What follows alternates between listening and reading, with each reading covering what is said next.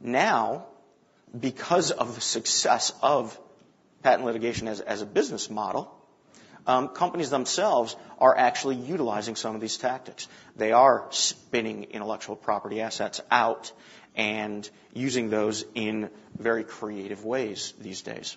So one company used to sue another company, and somebody would win, somebody would lose, one might pay out, or at the end of the day, there might be a cross-licensing relationship, which where one company ends up eating very well, or nobody really starves. But today, company A sues company B, and maybe B, it goes out and employs usage of a non-practicing entity, one of which in America, out in California, is called RPX. They actually have more of an insurance model, and we'll talk about that a little later, where company B could go in, tap into a set of pooled assets to help defend against a threat. And in this case, the non-practicing entity eats very well. Will try to categorize their own portfolio and identify through patent landscaping and competitive intelligence activities where in the marketplace are they very strong, where are their competitors very strong, and what are the gaps within their own portfolios. Then how do you plug those gaps? Do you acquire rights from others? Do you go down the form of some type of rapid portfolio development project?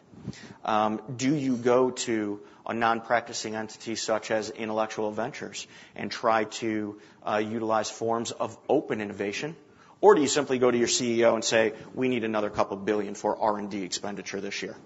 70% of the exports of the United States are governed by technology industries that depend on intellectual property.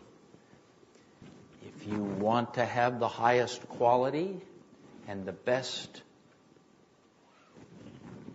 products, you have to pay for them. And if you're going to pay for them, the currency that you buy them with today is intellectual property.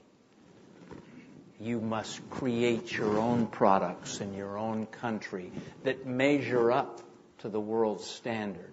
And then the world will come to you and you will deal with them on equal terms.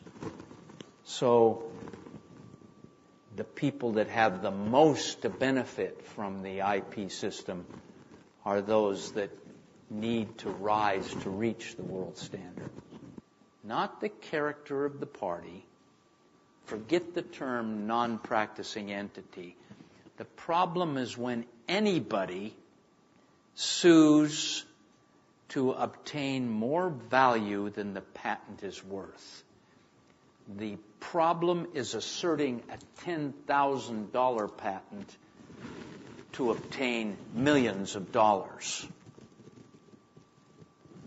The real key comes in proper valuation of advances. Small advances deserve only small returns. And too often, we have allowed small advances to obtain disproportionate results. It's the same problem, regardless of who's doing it, and that's what we need to address, is to make sure we properly value the technology.